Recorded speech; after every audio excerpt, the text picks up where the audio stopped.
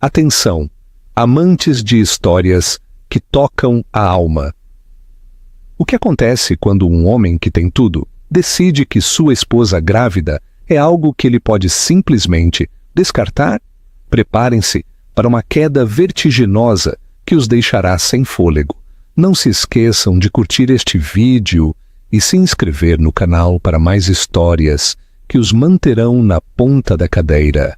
E claro, deixem seus comentários abaixo com suas primeiras impressões. O preço da arrogância, uma história de traição e renascimento. Madrigal Hale, um magnata imobiliário forjado em gelo, destruiu sua vida perfeita e o coração de sua esposa, Alba Quintana, por uma amante mais jovem e deslumbrante. Ele pensou que tinha vencido, pensou que estava no controle, mas estava prestes a aprender a verdade devastadora. A única coisa mais perigosa do que uma mulher desprezada é uma mulher que encontra sua força. Quando Alba não apenas sobrevive, mas começa a construir uma nova vida com sua maior rival, a fachada fria de Madrigal, racha, desencadeando uma obsessão que destruirá tudo o que lhe resta. Esta é uma história de traição definitiva, a incrível luta de uma mulher pela redenção e as consequências explosivas de um homem poderoso que percebe que perdeu tudo. O silêncio em sua cobertura de luxo no Passeio de la Castellana, em Madrid, era uma entidade viva. Respirava o ar estéril, circulado por um sistema que Alba antes admirava e que agora achava sufocante. Ela se agarrava aos vastos painéis de vidro com vista para o Parque do Retiro, um extenso tapete verde que parecia a 1 milhão de quilômetros de distância. Por 3 semanas, esse silêncio tinha sido sua principal companhia, uma presença mais constante do que seu marido, Madrigal Hale. Aos 34 anos, Madrigal era um titã da indústria, um homem que não apenas entrava em salas, mas as conquistava. Seu rosto, uma coleção de ângulos afiados e atraentes, era uma máscara de calculista frio que havia adornado as capas da Expansión e 5 dias. Ele se movia com a graça predatória de um homem a quem nunca haviam dito não. Quando seus intensos olhos azul-cobalto pousaram pela primeira vez em Alba Quintana, uma quieta historiadora de arte com um amor por livros empoeirados e luz impressionista, ela se sentiu como a mulher mais vista do mundo. Ele a perseguiu com uma concentração singular que ela confundiu com devoção. Foi apenas depois do casamento, depois que sua assinatura estava no acordo pré-nupcial, que seus advogados chamaram de formalidade, que ela percebeu que não era devoção, era aquisição. Agora, aos 28 anos, Alba estava grávida de 3 meses de seu primeiro filho, um fato que havia provocado um brilho de algo ilegível nos olhos de Madrigal antes que a máscara voltasse. Ela esperava que isso fechasse o abismo que vinha se abrindo entre eles, um abismo silencioso e crescente, cheio de noites que ele justificava como reuniões de diretoria, e um frio em sua cama que não tinha nada a ver com o termostato. Ela entrou na sala de estar, seus sapatos italianos sob medida não faziam barulho no piso de mármore polido. Ele já havia tomado banho e trocado sua armadura de trabalho por um suéter de cachemira que provavelmente custava mais do que o primeiro carro dela. Ele não olhou para ela, mas foi direto para o refrigerador de vinhos do chão ao teto. "Precisamos conversar, Alba." Sua voz era calma, medida, a voz que ele usava ao fechar uma aquisição hostil. A mão de Alba foi instintivamente para sua barriga. Para um plano. Um nó de gelo se formou em seu peito. "Tentei falar com você ontem à noite, Madrigal. Você chegou depois que eu adormeci. Eu estava ocupado." Ele selecionou uma garrafa de água com gás, girando a tampa com um estalo agudo que a fez estremecer. Ele ainda não havia se virado para olhá-la. Isso não está funcionando. As 4 palavras flutuaram no ar, brutalmente simples. O coração de Alba batia contra suas costelas, um pássaro frenético preso em uma gaiola. O quê? O que não está funcionando? A agenda. Posso fazer o jantar mais tarde. Pensei em nós. Finalmente ele se virou, seus olhos fixos nos dela. Não havia raiva, nem tristeza, apenas um vazio profundo e assustador. Este casamento acabou. O fôlego deixou seu corpo em um suspiro doloroso. Do que você está falando, Madrigal? Estou grávida. Sua voz era um sussurro, uma súplica desesperada para que ele se lembrasse, para que se importasse. Eu sei, disse ele tomando um gole de água. Os arranjos serão feitos. A criança será bem cuidada, obviamente. Você também será. Ele deu de ombros. Eu não sou um monstro. A crueldade distante de suas palavras era mais dolorosa do que qualquer discussão gritada. Ele estava desinvestindo, cortando suas perdas. Foi um investimento fracassado. Um monstro? Ela repetiu, uma risada histérica borbulhando em sua garganta. Você está falando sobre nosso bebê, sobre nosso casamento, como se fosse um item em um balanço patrimonial. Uma pontada de aborrecimento cruzou suas feições pela primeira vez. A outra pessoa, certo?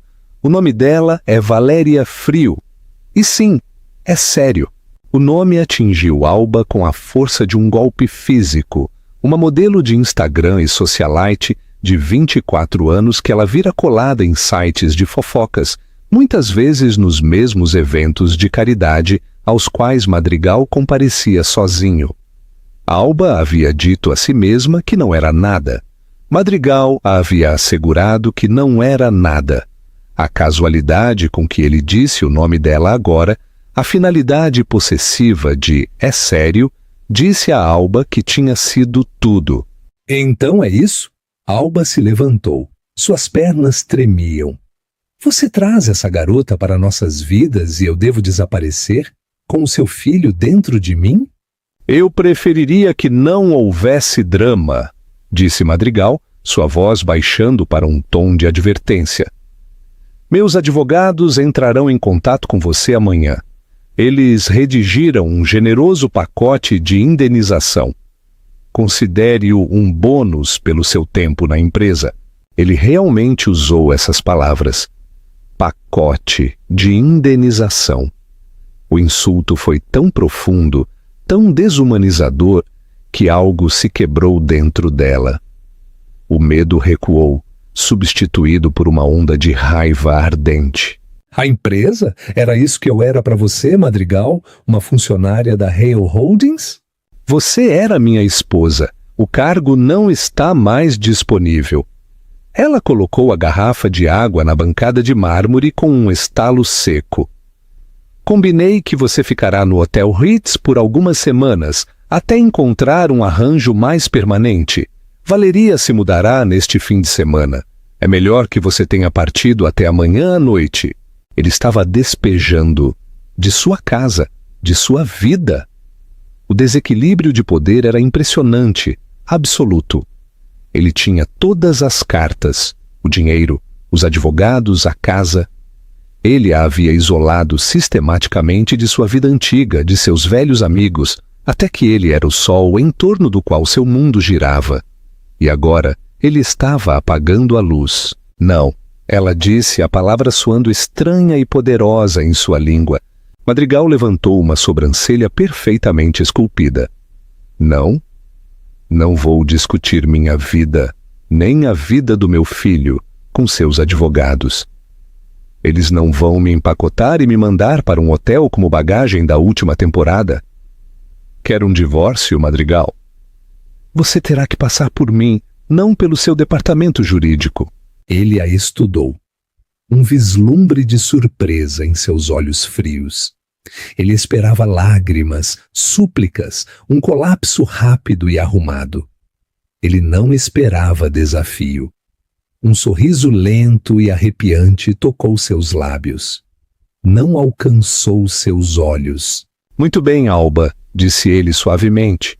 Mas você precisa entender uma coisa. Quando eu quero algo, eu consigo. E quando eu quero que algo desapareça, desaparece. Tenha seu pequeno momento de desafio, mas não se esqueça com quem você está lidando. Ele se virou e saiu da sala, deixando Alba sozinha no silêncio cavernoso. O nó gelado em seu peito havia se espalhado, esfriando-a até os ossos. Ele não estava apenas indo embora, ele estava a apagando. E enquanto sua mão tremia sobre a leve curva de sua barriga, ela sabia que isto não era apenas um divórcio. Era uma guerra por sua sobrevivência, e a sobrevivência da única coisa pura que lhe restava. Você acha que Alba tem alguma chance contra Madrigal? Deixe sua opinião nos comentários. As 24 horas seguintes foram um borrão de crueldade calculada. Pela manhã, o acesso de Alba às suas contas conjuntas foi congelado. Um e-mail brusco do assistente pessoal de Madrigal a informou que uma equipe de mudança, para sua conveniência, chegaria às 14 ares para empacotar seus pertences pessoais e transportá-los para um depósito. A chave da cobertura seria desativada pontualmente às 18 horas. Ele estava desmantelando sua vida com a eficiência de uma reestruturação corporativa.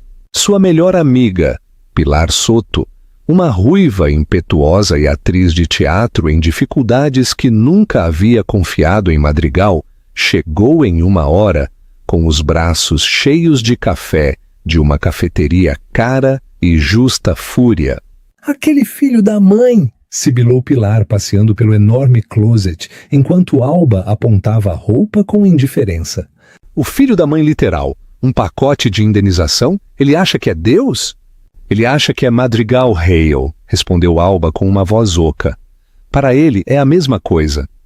Empacotar foi uma experiência surrealista. Aquele vestido comprado para um baile onde Madrigal a ignorou a noite toda. Aqueles sapatos, um presente atencioso depois que ele perdeu o aniversário dela. Cada objeto era um fantasma, uma lembrança de um amor que ela agora percebia ter sido uma ilusão meticulosamente elaborada. Os carregadores, 2 homens corpulentos que se recusavam a olhar em seus olhos, trabalharam com uma eficiência silenciosa e sombria que fazia parecer que estavam empacotando os pertences de uma pessoa morta. Às 17 horas, Alba estava parada no Paseo de la Castellana com 2 malas, sua bolsa e um cheque que Pilar enfiou em sua mão. O porteiro, que a cumprimentara com um deferente senhora Hale por 3 anos, agora a olhava sem vê-la. Sua chave era apenas um pedaço de metal inútil. Ela era oficialmente uma exilada. Pilar a levou para seu pequeno apartamento, desarrumado, mas caloroso, no barrio de Las Letras. Era um 5º andar sem elevador, que cheirava a livros velhos e chá fresco, um mundo de distância do ar estéril e inodoro da cobertura. Durante a primeira semana, Alba mal saiu do quarto de hóspedes. Ela dormiu, chorou e olhou para o teto. O chicote psicológico a deixava enjoada e tonta. As náuseas matinais eram um lembrete cruel e constante do bebê, que Madrigal se referia como um arranjo. Sua primeira comunicação da equipe jurídica de Madrigal foi um pacote grosso e intimidante de documentos. Os termos eram brutalmente claros. Em troca de ela assinar um NDA inquebrável e aceitar um divórcio rápido e sem objeções, ela receberia um pagamento único. O acordo de custódia para o não-nascido era detalhado com precisão assustadora. Madrigal teria a custódia legal exclusiva e Alba receberia direitos de visita supervisionados a seu critério. Eles estavam tentando comprar seu filho. Ele não pode fazer isso. Pilar ficou furiosa, jogando os papéis em sua mesa de centro. Isso é loucura! Ele está tentando intimidá-la para que desapareça. Não é intimidação, disse Alba. Uma calma mortal a dominou. É estratégia. Aquele foi o momento em que as brasas de seu antigo eu, a mente afiada e analítica da historiadora, começaram a brilhar. Ela havia passado anos estudando as estratégias de reis e conquistadores. Madrigal não era diferente. Ele estava usando força esmagadora para garantir uma rendição rápida e incondicional, e ela não a daria. Com a ajuda de Pilar, ela encontrou uma advogada de direito da família pequena e ferozmente inteligente, chamada Serena Cruz. Serena, uma mulher cujos terninhos elegantes e mente ainda mais afiada impunham respeito, leu o acordo proposto. Sua expressão se tornou mais sombria a cada página. Isto não é um acordo, senhorita Quintana, disse Serena com voz de aço. É uma declaração de guerra. O Sr. Hale está acostumado a que as pessoas cedam. Nós não vamos ceder. O primeiro passo foi a sobrevivência. O cheque de Pilar não duraria para sempre. Alba começou a vender as joias que Madrigal lhe havia comprado. Os prêmios de consolação, os presentes de culpa. Cada transação parecia desprender-se de uma pele falsa. Com o dinheiro, ela alugou um pequeno apartamento de 1 quarto em um prédio modesto, no bairro de La Latina. Era austero, com móveis de segunda mão e paredes que precisavam de pintura, mas era dela. Em uma terça-feira chuvosa, sentindo uma necessidade desesperada de ar, ela se viu passeando pelas pequenas galerias de arte independentes que pontilhavam o bairro. A reverência silenciosa dos espaços acalmou seus nervos. Em uma galeria, uma coleção de fotografias cruas e poderosas de decadência urbana chamou sua atenção. Ela estava tão absorta em uma peça em particular, uma foto de uma única e resistente grama crescendo através de uma rachadura em um monólito de concreto, que não notou o homem que estava ao seu lado. É incrível, não é? Disse uma voz profunda. Como a vida encontra um caminho. Alba se virou. O homem era alto e magro, com olhos escuros e pensativos e uma sombra de barba.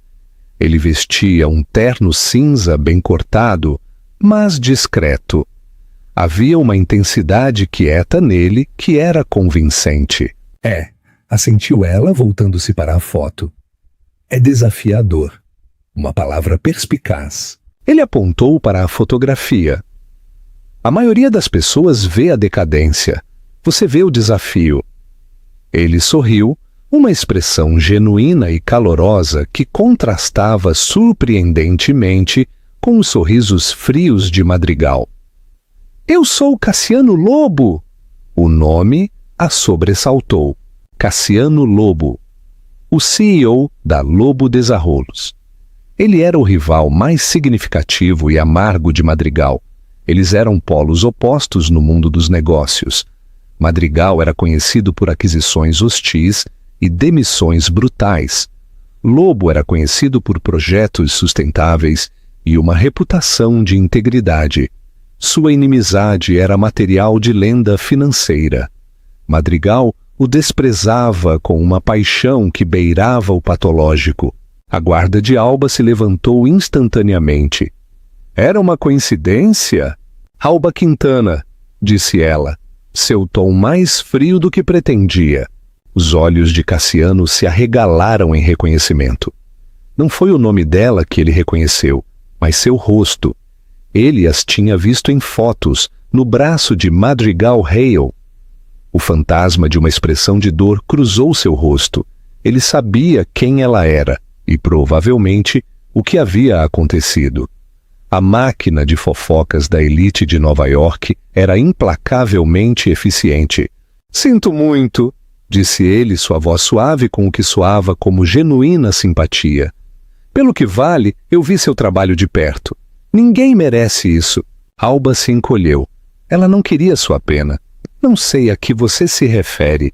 Ele não insistiu, simplesmente assentiu, seu olhar voltando para a fotografia. Bem, senhorita Quintana, foi um prazer conhecê-la.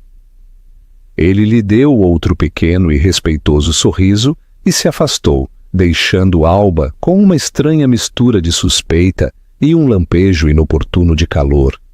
Ele não tinha sido predatório nem invasivo. Ele tinha sido gentil. Você acha que Cassiano Lobo tem segundas intenções ou é realmente um aliado inesperado? Conte-nos nos comentários. Enquanto isso, Madrigal estava descobrindo que sua vida com Valéria não era a atualização contínua que ele esperava. A cobertura, antes um santuário silencioso de seu controle, estava agora cheia do caos do mundo de Valéria. Seus amigos, insípidos e barulhentos, eram uma presença constante.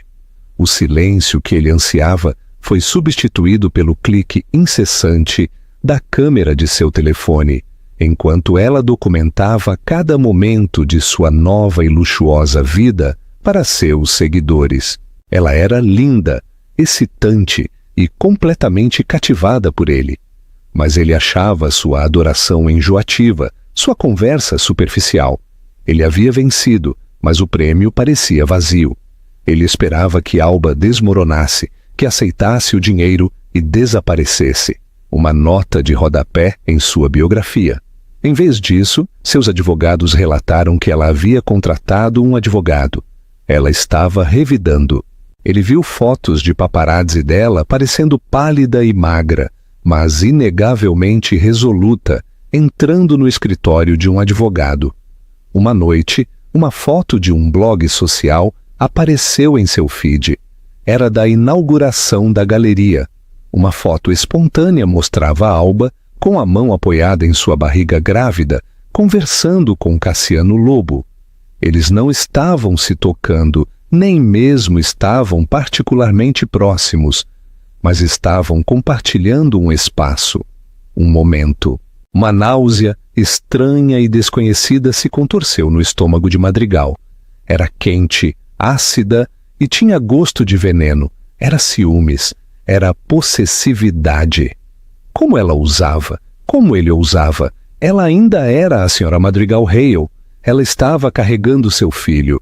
A visão dela no mesmo quadro que seu rival mais odiado era uma afronta pessoal e intolerável. Ele pegou o telefone e ligou para seu chefe de segurança. Quero saber tudo sobre a nova vida dela, ordenou, sua voz um rosnado baixo. Para onde ela vai? Quem ela vê? Tudo. E quero ter influência sobre Lobo. Encontre-a. Não me importo com o custo. Ele tentou apagá-la com indiferença. Agora, ele a apagaria com seu poder. O jogo havia mudado. Não se tratava mais de um divórcio tranquilo. Tratava-se de destruição total e completa. A vida no bairro de La Latina era um estudo de contrastes para Alba. A perda de imensa riqueza foi menos perturbadora do que o retorno da autonomia. Ela aprendeu os ritmos do metrô, os nomes dos lojistas no mercado local, a alegria simples de comprar um café sem que fosse debitado em uma conta corporativa sem rosto. Era uma vida menor, mas era profunda e totalmente dela. A batalha legal foi uma guerra de desgaste lenta e exaustiva. Os advogados de Madrigal enviaram infinitas provisões, exigiram revelações financeiras exaustivas de sua vida pré-casamento e tentaram pintá-la como uma caçadora de fortunas, instável. Serena Cruz era uma bulldog, contrariando cada movimento com uma meticulosidade e profissionalismo inabaláveis. Ele está tentando arruiná-la emocionalmente, disse Serena durante uma exaustiva sessão de estratégia. Não permita. O segundo encontro de Alba com Cassiano Lobo foi tão inesperado quanto o primeiro. Ela estava em uma pequena livraria independente, passando a mão pelas lombadas de textos de história da arte, quando ele pronunciou seu nome. Alba! Ela se virou sobressaltada. Ele segurava uma biografia do arquiteto Francisco Javier Sáenz de Oiza. Hoje ele parecia menos formal, com jeans escuros e uma camisa simples e bem ajustada. Fã de Oiza, eu também, admitiu ela. Escrevi minha dissertação de mestrado sobre o uso da luz dele na Fundação Joan Miró. Um olhar de genuíno deleite se espalhou por seu rosto. A Miró é uma obra-prima, é praticamente uma experiência religiosa. Pelos próximos 20 minutos, eles esqueceram quem eram, a esposa abandonada, o rival corporativo, e se tornaram duas pessoas apaixonadas por teoria arquitetônica. Ele falava com um entusiasmo e inteligência cativantes. Ele não era apenas um incorporador construindo torres de vidro. Ele era um homem que entendia a alma de um edifício. Olha, disse ele enquanto estavam perto da porta, isto vai soar atrevido. E por favor, sinta-se à vontade para dizer não. Estou organizando um pequeno jantar na sexta-feira. Alguns amigos, arquitetos, artistas, algo discreto. Acho que você acharia interessante, sem segundas intenções. Eu prometo. Apenas boa conversa. Alba hesitou. Todos os seus instintos, aperfeiçoados por anos de manipulações de Madrigal, gritavam para ela desconfiar. Por que ele era tão gentil? Mas outra voz, mais quieta, aquela cansada de ter medo, a instou a dizer sim. Ela estava solitária. Ela sentia falta de estar rodeada de pessoas que compartilhavam suas paixões. Eu gostaria, disse ela, surpreendendo a si mesma. O jantar foi no loft dele no bairro de Malazanha, um espaço impressionante, cheio de livros, arte e madeira de demolição quente. Era a antítese da cobertura de Madrigal. Um lar, não um showroom. Os convidados eram calorosos, envolventes e felizmente alheios à sua conexão com Madrigal Hale. Pela primeira vez em meses, Alba se sentiu ela mesma novamente.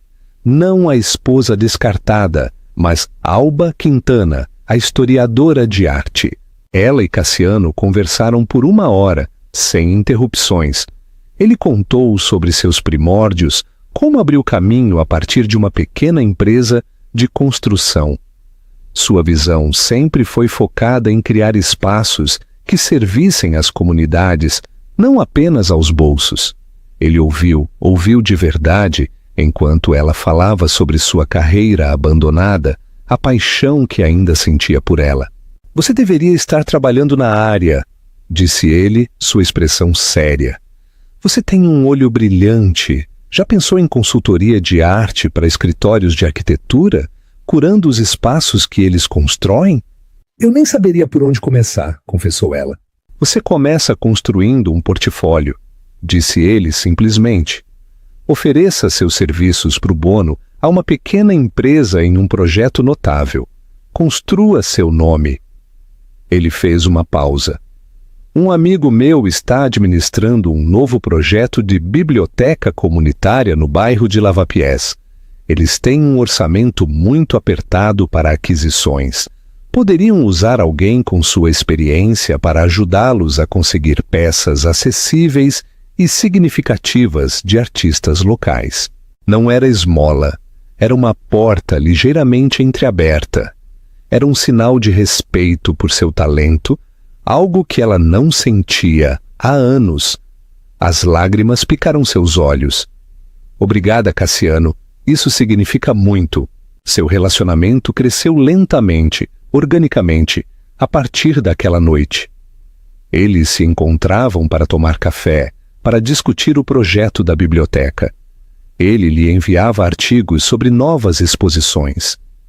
Ela se viu esperando por suas mensagens, sua presença calma e constante. Ele nunca falava mal de Madrigal. Nunca se intrometia nos detalhes de seu divórcio. Seu foco estava sempre nela, em seu futuro. O projeto da biblioteca tornou-se sua tábua de salvação. Ela se dedicou a ele, vasculhando exposições de estudantes e pequenas galerias, encontrando-se com artistas jovens e famintos. Ela era boa nisso. Estava negociando acordos, selecionando uma coleção, dando vida a um espaço. Estava construindo algo, justamente quando Madrigal tentava derrubá-la.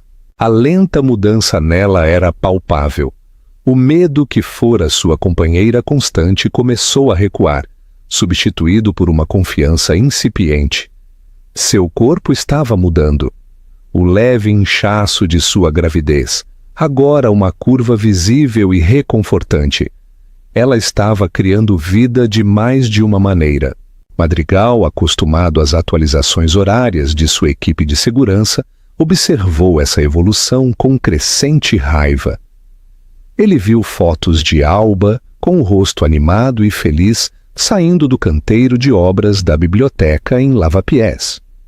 Ele a viu compartilhando uma risada com Cassiano Lobo enquanto tomavam um café.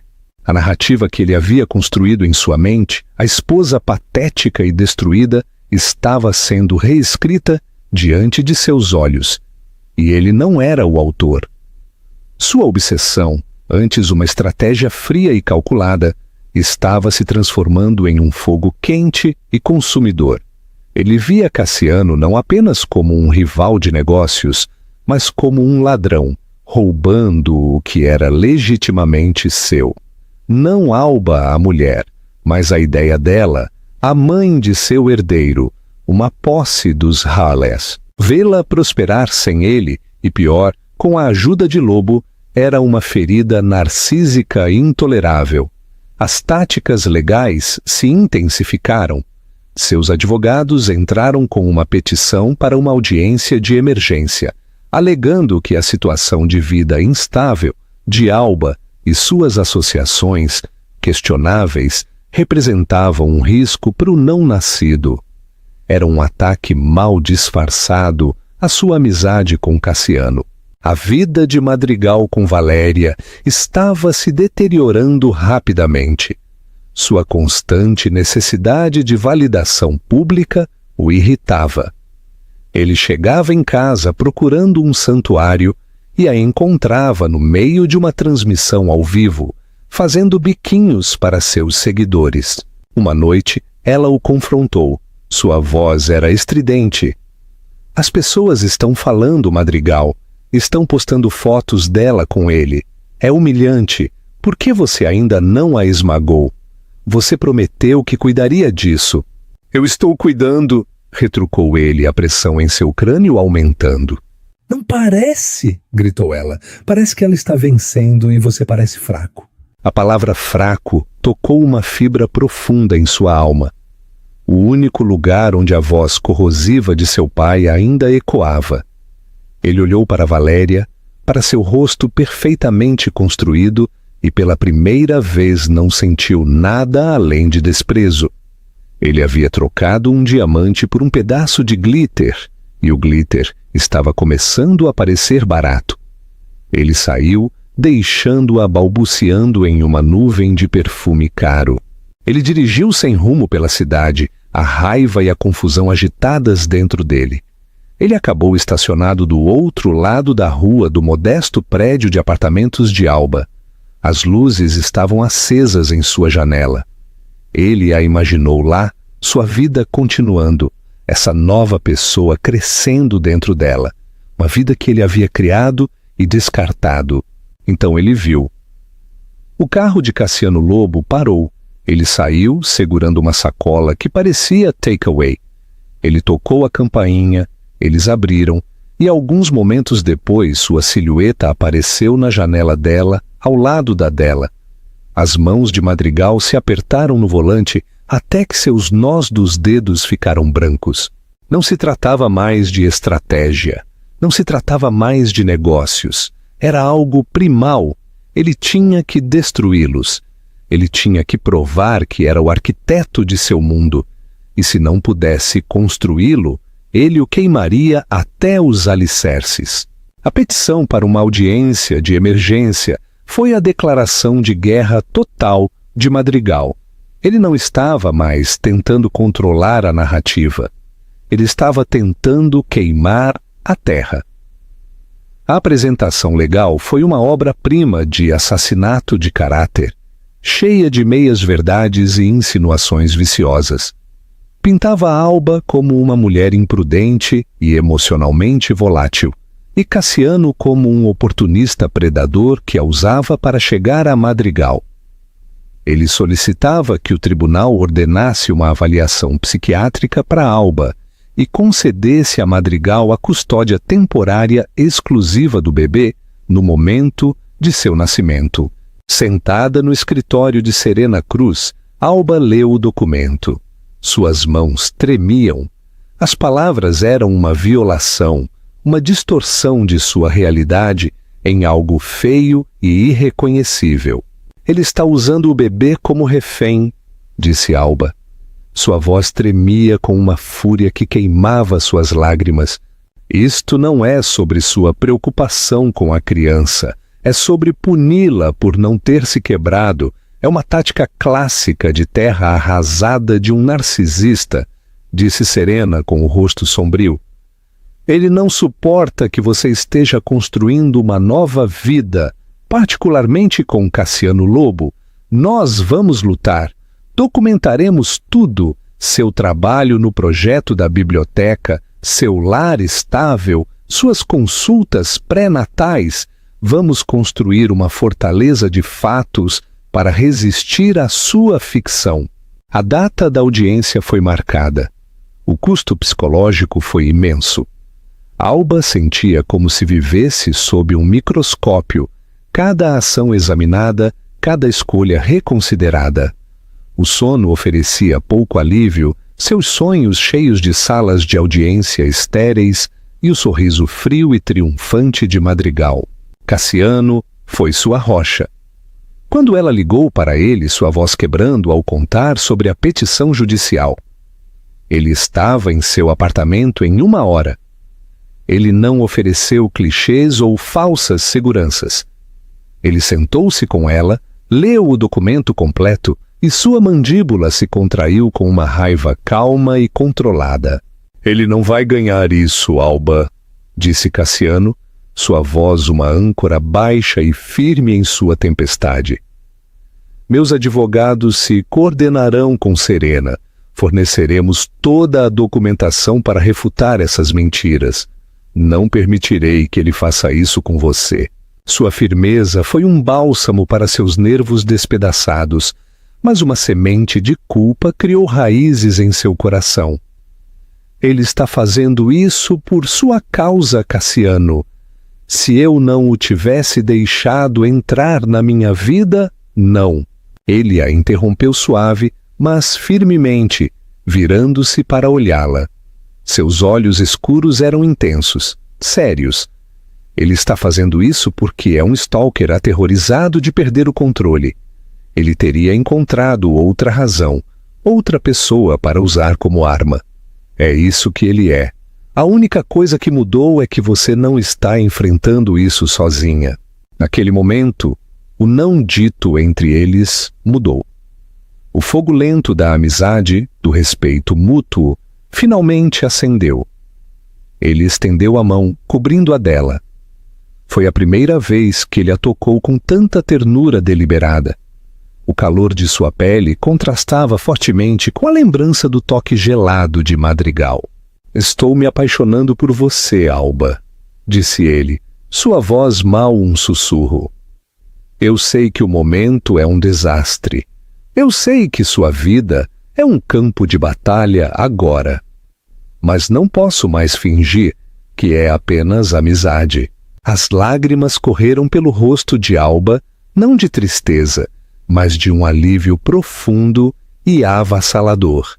Parecia o primeiro suspiro depois de estar debaixo d'água por tempo demais.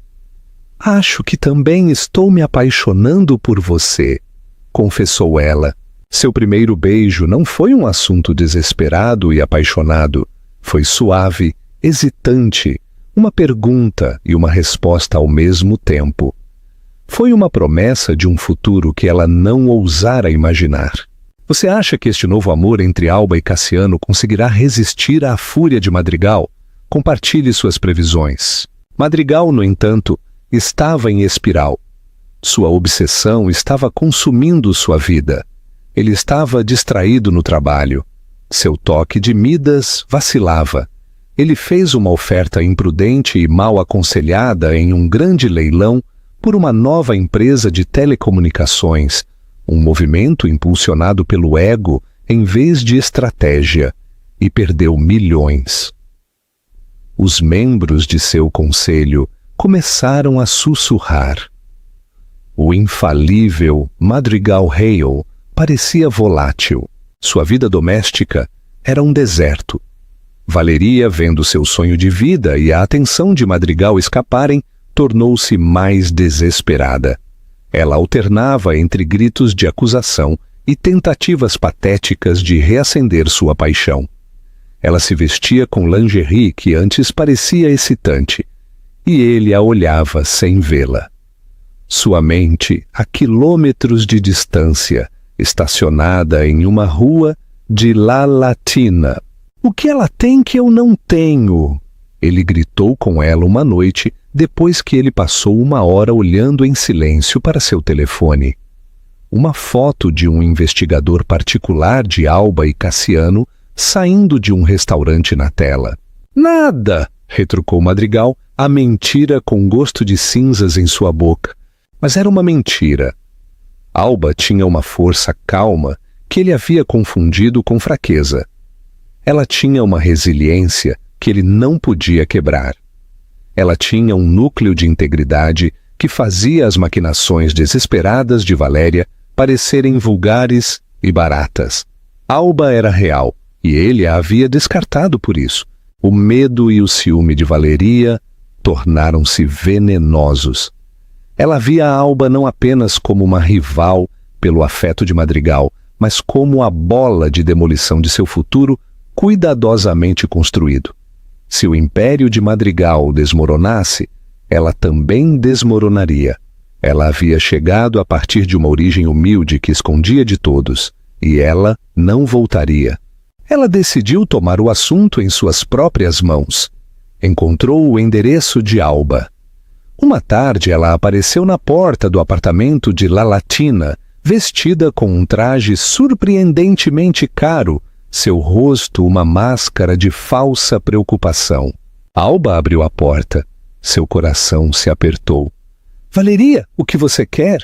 "Estou preocupada com você, Alba", começou Valeria, sua voz pingando simpatia artificial. "E estou preocupada com Madrigal. Esta guerra entre vocês o está destruindo." "Esta guerra foi declarada por ele", disse Alba friamente, sem convidá-la a entrar. "Mas você continua lutando", insistiu Valéria, seus olhos brilhando. "Você e Cassiano Lobo, você tem ideia do que está fazendo? Você está fazendo Madrigal parecer fraco, e essa é a única coisa que ele não pode tolerar. Ele vai arruiná-la. Ele vai arruinar Lobo. Ele vai queimar tudo até os alicerces antes de perder." "Isso é uma ameaça?" A fachada de Valéria rachou. Uma careta distorceu seus lábios perfeitos. "É um fato. Você se acha tão justa, não é? A pobre esposa abandonada. Mas você não é tão inocente quanto parece. Eu sei que você estava plantando dúvidas sobre mim muito antes de eu aparecer. Eu sei que você estava se fazendo de vítima para fazê-lo se sentir culpado." Alba a olhou, perplexa. "Do que você está falando? Eu nunca fiz isso." "Oh, por favor", Valéria zombou. "Não se faça de boba. Você acha que pode tê-lo de volta? Ele não te ama. Ele só está fazendo isso porque seu ego foi ferido. Deixe-o em paz. Desapareça. Aceite o dinheiro e vá embora. É melhor para todos, especialmente para o seu bebê."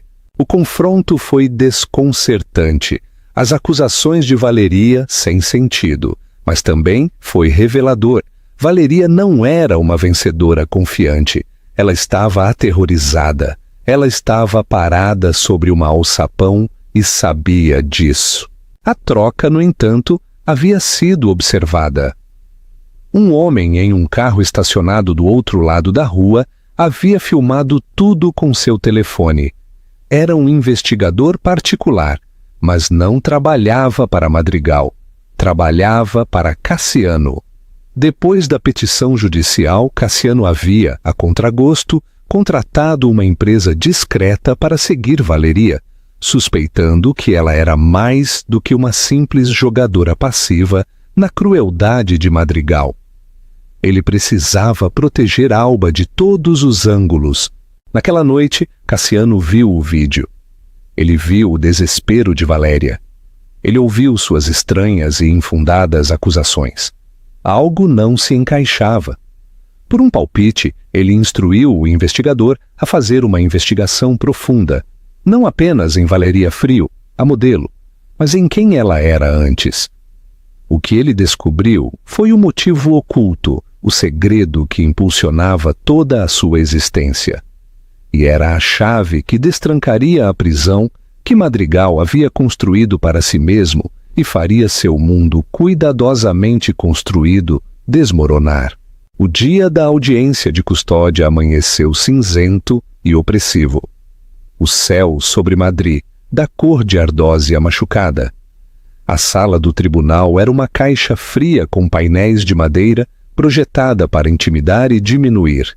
Alba sentou-se ao lado de Serena Cruz, as costas retas, as mãos firmemente entrelaçadas sobre sua barriga de 6 meses de gravidez. Cassiano sentou-se 2 fileiras atrás dela, uma presença silenciosa e sólida.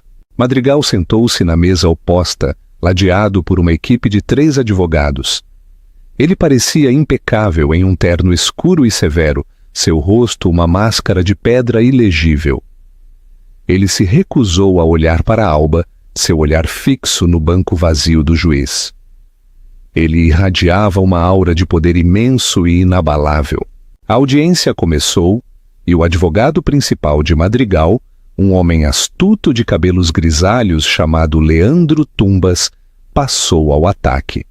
Ele pintou um quadro da vida de Alba como sendo de instabilidade, citando sua mudança para um bairro menos seguro e seu relacionamento desaconselhável com um homem conhecido por ter uma vingança contra o Sr. Hale.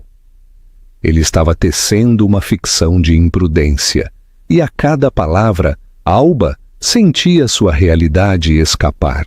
Então Serena Cruz se levantou para falar. Sua fala começou, sua voz calma e clara. Não estamos aqui hoje pela instabilidade da minha cliente. Estamos aqui pela obsessão do Sr. Hale. Serena desmantelou sistematicamente o caso dele. Ela apresentou o contrato de aluguel de Alba, seus registros pré-natais, cartas de recomendação brilhantes do Conselho da Biblioteca.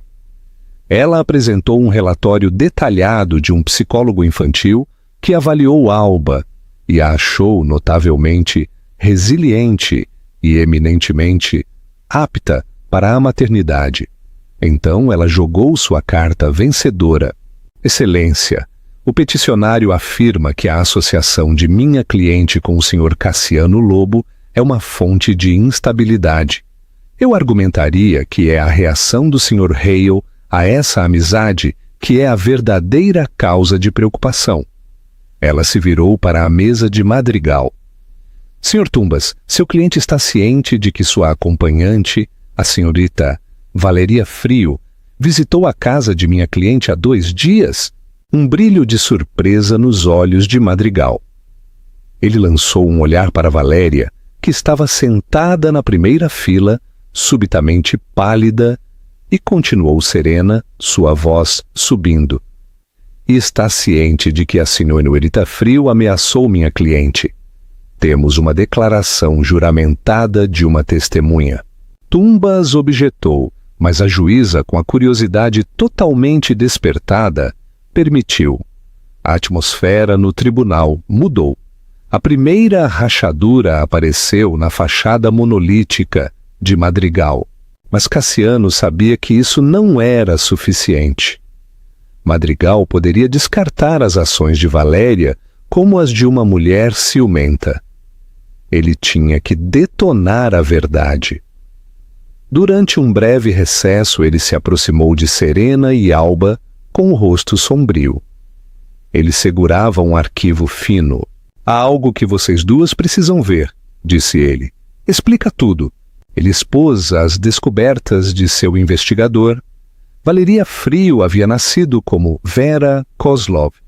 Seu pai, um pequeno empreiteiro em Bilbao, havia sido levado à falência e ao desespero uma década antes, depois que sua empresa foi deliberadamente esmagada em uma aquisição hostil de commodities. O homem que orquestrou essa aquisição, que viu um pequeno concorrente e decidiu extingui-lo por esporte, era um Madrigal Hale, jovem e impiedosamente ambicioso. O pai de Vera tirou a própria vida 6 meses depois. Alba engasgou. Sua mão voou para a boca. Não foi uma coincidência. Foi um complô de vingança de longo prazo. Ela não conheceu Madrigal em uma gala, explicou Cassiano, sua voz baixa e urgente. Ela o mirou, ela o estudou, ela passou 2 anos manobrando para entrar em sua órbita. Ela aprendeu suas fraquezas, seu ego, sua rivalidade comigo. Provavelmente, ela encheu Alba de mentiras sobre você, Alba, atiçando as chamas de sua insegurança para empurrá-lo para os braços dela. Isso nunca foi amor, foi vingança. Ela queria se tornar sua esposa, garantir seu futuro e depois destruí-lo por dentro, assim como ele destruiu a família dela. As peças se encaixaram com uma clareza nauseante. As estranhas acusações de Valeria, seu desespero, seu conhecimento íntimo de como manipular o ego de Madrigal. Madrigal, ao retornar à sala do tribunal, viu os 3 amontoados. Ele viu o arquivo na mão de Cassiano. E um frio pavor, uma emoção que ele não sentia desde a infância, começou a infiltrar-se em seus ossos. Quando a audiência foi retomada, Serena Cruz solicitou permissão para chamar uma testemunha surpresa ao banco, Valeria Frio. O pânico acendeu-se nos olhos de Valeria. Ela tentou recusar, mas a juíza, com sua curiosidade agora totalmente engajada, a forçou. No banco, sob o interrogatório incisivo de Serena, a compostura de Valéria desmoronou. As mentiras foram expostas. Quando Serena apresentou uma cópia da declaração de falência de seu pai, com a assinatura de Madrigal nos papéis da aquisição, Valéria quebrou completamente. Ele mereceu! Ela soluçou, as palavras jorrando dela, cruas e cheias de uma década de ódio. Ela olhou diretamente para Madrigal, seu rosto uma bagunça de lágrimas e rímel escorrido. Ele nos tirou tudo. Sorriu enquanto arruinava meu pai. Eu ia tirar tudo de você, Madrigal. Sua empresa, seu nome, seu filho. Eu ia fazer você sentir como é não ter nada. Um suspiro coletivo percorreu a sala do tribunal. Todas as câmeras, todos os olhos se voltaram para Madrigal. Sua máscara não apenas rachou, ela se estilhaçou. A revelação foi um golpe catastrófico. Ele olhou para Valéria, esta mulher que ele havia escolhido, e não viu um prêmio, mas uma víbora que ele havia levado voluntariamente para sua cama. Ele viu o último ano de sua vida não como uma série de escolhas que ele havia feito, mas como um roteiro escrito pela filha vingativa de um homem que ele mal se lembrava de ter arruinado. Sua traição a Alba nem sequer foi ideia sua. Foi um sintoma de sua própria vaidade, habilmente manipulado. O poder que ele prezava, o controle que ele exercia com tanta arrogância, era uma ilusão. Ele havia sido um fantoche. Ele olhou para Alba, olhou de verdade pela primeira vez em um ano. Viu a mulher que havia amado, a força calma que havia julgado cruelmente, a vida que eles deveriam ter juntos.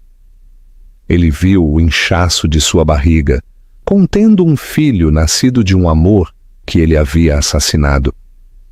E ele a viu sentada ao lado de Cassiano Lobo, um homem que lhe havia mostrado o respeito, e a gentileza dos quais ele havia sido incapaz. A voz da juíza era um zumbido distante. As palavras do advogado eram um ruído sem sentido. Toda a base da identidade de Madrigal, o mestre do universo, o homem no controle, havia sido pulverizada. Ele havia perdido tudo, não seu dinheiro, não sua empresa, mas a única coisa que agora ele percebia ser inestimável: uma conexão humana genuína. Não apenas o haviam deixado, ele havia sido exposto como um tolo. Ele se levantou abruptamente, sua cadeira raspando ruidosamente contra o chão. Ele não disse uma palavra, simplesmente se virou e saiu da sala do tribunal, seus ombros, pela primeira vez em sua vida, curvados em derrota. Ele abriu caminho através da multidão de repórteres, seu rosto de um branco fantasmagórico. Ele havia entrado na sala do tribunal como um rei exigindo sua propriedade. Saiu como um homem oco, perseguido pelas ruínas de uma vida que ele mesmo, e tão estupidamente, havia destruído. A hora da verdade havia chegado, não de um rival ou de uma queda no mercado, mas dos fantasmas de sua própria crueldade. O desfecho da audiência foi uma implosão silenciosa.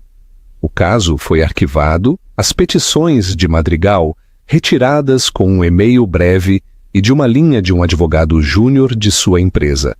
A história, no entanto, explodiu. A história do milionário frio, sua amante vingativa e a esposa resiliente tornou-se o assunto de Madrid.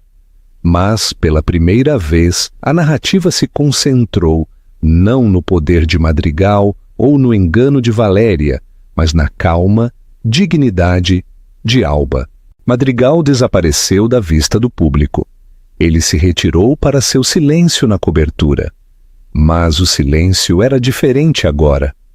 Não era mais um símbolo de seu controle, mas um reflexo de seu vazio. Valeria havia ido embora. Seu nome e seu rosto desapareceram tão rapidamente quanto apareceram, deixando apenas os restos de sua vingança de longa data. Madrigal estava sozinho com os escombros de sua vida. Ele não lutou contra o divórcio. Os papéis foram assinados sem objeções. Ele deu tudo o que Alba e Serena pediram. A custódia legal e física total do bebê para Alba, um fundo de pensão alimentar infantil, generoso e incondicional, e a transferência formal de uma parte significativa de seus ativos líquidos para ela. Não foi uma negociação, foi uma penitência. 3 meses depois, Alba deu à luz um menino saudável. Ela o chamou de Fênix, mas o apelidou de Nix. Ele tinha seus olhos castanhos quentes e um tufo de cabelo escuro e teimoso. Segurando-o em seus braços na quieta sala de hospital, Alba sentiu uma sensação de paz tão profunda que parecia sagrada. A guerra havia terminado, sua nova vida havia começado. Cassiano estava lá. Ele estava lá durante os últimos meses de sua gravidez, uma fonte calma e constante de força e amor. Ele segurou Nix com uma ternura que fez o coração de Alba doer com uma alegria feroz e protetora. Sua história de amor não foi forjada em salões de baile e jantares à luz de velas, mas nas trincheiras de uma amarga guerra legal e o projeto compartilhado de reconstruir uma vida. Ela era mais forte por isso. 6 meses após o nascimento de Nix, Alba recebeu um e-mail inesperado. Era de Madrigal. Era curto, despojado de sua habitual gíria corporativa e surpreendentemente direto. Alba, eu sei que não há palavras que possam desfazer o dano que causei. Eu fui um tolo, cego por uma arrogância que confundi com força. Traí você e traí nosso filho antes de ele nascer. Não espero nada de você, nem perdão, nem uma segunda chance. Mas eu gostaria de ser um pai para Nix, Não um provedor, não um nome em um fundo, mas um pai. Eu comecei a terapia. Estou tentando entender o homem em que me tornei e me tornar um melhor. Se você estivesse disposta, eu gostaria de vê-lo. Os termos seriam inteiramente seus, Madrigal. Alba leu o e-mail várias vezes. O antigo Madrigal teria enviado uma intimação através de seus advogados. Esta mensagem era diferente. Estava despojada de ego. Era o som de um homem que finalmente havia atingido o fundo do poço e estava começando a lenta e dolorosa subida. Ela conversou sobre isso com Cassiano. Sua resposta foi, como sempre, medida e solidária. Nix merece um pai, disse ele. Se Madrigal está realmente disposto a fazer o trabalho para ser um bom, isso é um presente para seu filho. Mas a escolha é sua, Alba. Você tem o controle agora. Ela concordou com um encontro em um parque público em uma tarde fresca de outono. Madrigal parecia diferente. Ele havia perdido peso. A arrogância presunçosa havia desaparecido, substituída por uma incerteza hesitante. Ele não tentou tocar Nix no início. Apenas olhou para ele, seus olhos cheios de um universo de arrependimento. Esse foi o começo da redenção de Madrigal. Não foi um grande arco de filme, foi um processo lento, doloroso e privado. Foram visitas desconfortáveis e supervisionadas no parque. Foi ele aprendendo a segurar seu filho, a trocar uma fralda, a existir em uma sala sem tentar dominá-la. Ele vendeu a cobertura, mudou-se para um apartamento menor e em escala humana. Ele deixou de ser CEO da Hale Holdings, assumindo um papel menos público no conselho. Ele estava desmantelando o monumento que havia construído para seu próprio ego, pedra por pedra. Ele nunca recuperou Alba, nunca tentou. Ele viu o amor fácil e genuíno entre ela e Cassiano. Viu o lar estável e feliz que eles estavam construindo para Nix. Ele entendeu com uma clareza que era dolorosa e libertadora que ele havia perdido seu direito a essa vida. Sua redenção não era sobre recuperar o que havia perdido, mas sobre honrá-lo à distância. Era sobre se tornar um homem digno de ser o pai de Nix. 2 anos depois, Alba, Cassiano e um Nix sorridente e balbuciante estavam alimentando patos no lago do Parque do Retiro. Era um domingo perfeito. Alba, agora uma consultora de arte muito requisitada com sua própria pequena e bem-sucedida empresa, sentia uma satisfação tão profunda que parecia o sol aquecendo-a por dentro. Do outro lado do lago, parcialmente escondido por um salgueiro, Madrigal os observava. Ele não estava espionando. Estava apenas observando. Ele viu seu filho, feliz e amado. Viu a mulher que havia descartado, radiante e prosperando. Uma picada aguda de sua perda colossal o atingiu, como sempre fazia. Mas desta vez foi seguida por algo mais. Uma calma sensação de gratidão. Gratidão por eles estarem bem. Gratidão de que, apesar de seus melhores esforços para destruí-la, esta bela vida existia. Ele deu um pequeno, triste e resignado sorriso. Ele havia sido um milionário frio que perdeu tudo, mas ao perder, ele encontrou uma pitada de sua humanidade. Não era o final que ele teria escolhido, mas era aquele que ele havia merecido. Ele se virou e se afastou. Não um titã da indústria, mas apenas um homem que finalmente entendia a verdadeira medida da riqueza. E assim Madrigal Hale aprendeu a lição mais difícil de todas. Não se pode colocar preço em um coração humano. A jornada de Alba das profundezas da traição para uma vida cheia de amor autêntico e propósito é um poderoso lembrete de que nossa maior força é frequentemente forjada em nossa dor mais profunda. Esta não foi apenas uma história sobre a queda de um homem rico. Foi sobre a incrível ascensão de uma mulher. Ela demonstra que o verdadeiro poder não se trata de controle ou riqueza, mas de resiliência, perdão e a coragem de construir uma nova vida a partir das cinzas da anterior. Se esta história de desgosto, resiliência e redenção o tocou, por favor, curta este vídeo e compartilhe-o com alguém que aprecie uma história com verdadeira profundidade emocional. E para mais romances cativantes e histórias dramáticas que exploram as complexidades do coração humano, certifique-se de se inscrever em nosso canal e ativar o sino de notificação.